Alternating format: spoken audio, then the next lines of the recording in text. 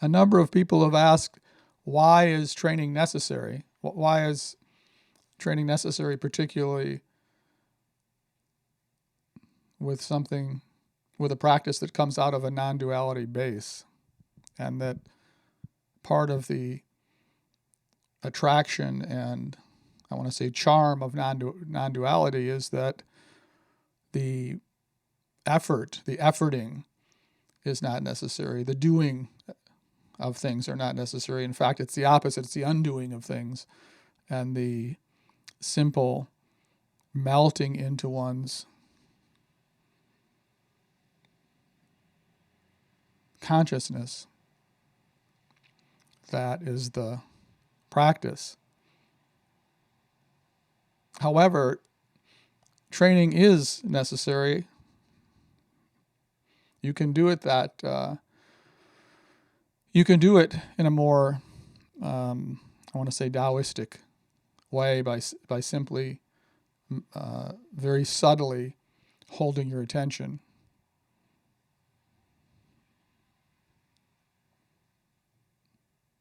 And paying attention to how you collapse. That can be done. But the problem is that we are programmed already. We're already programmed to think in a certain way, to pay attention in a certain way, to feel certain ways, to respond to things in certain ways. And that automatic programming that's all hooked together in a network of fictitious concepts is constantly trying to pull us into misidentification and to collapse. And that pulling into misidentification and that collapsing into the stress and into the imagined loss, the loss architecture, what I call the loss architecture, and that that momentum that is involved. There's momentum involved in that. And that momentum, because we have that momentum, we need training to stay vigilant. We need training. We need to retrain our attention because it's automatically going towards things.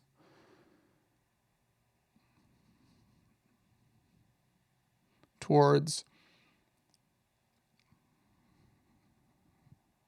the objects of awareness. It's going towards experience. It's collapsing into the experience. Our attention is collapsing into the experience and then all the associated dangers and loss and search for security and disconnection and existential angst that goes along with the collapse. So it's true, on one hand, that if you just relax a bit and you just breathe, it's true. You can feel an immediate expansion. It's true that you can get it. You can have a taste of that bliss, that expanded state and that bliss and that freedom that occurs when that whole process I just described is not active. You get a taste.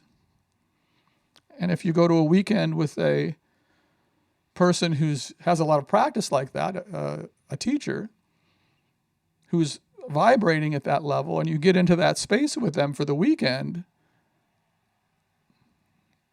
their resonance, their somatic resonance and conscious resonance in the room is going to, if you combine that with you are not relaxing and not efforting, you can have an amazing taste.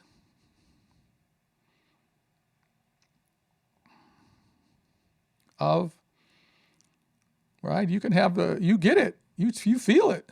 The problem is that you often have to go back into those weekends or into the ashram or into the sangha. When there's nothing wrong with that. Except that it can become, not for everybody, of course, but for some it becomes a kind of addiction that let me get into when I'm in that context, when I'm in the context of my fellow journeyers, I want to say, my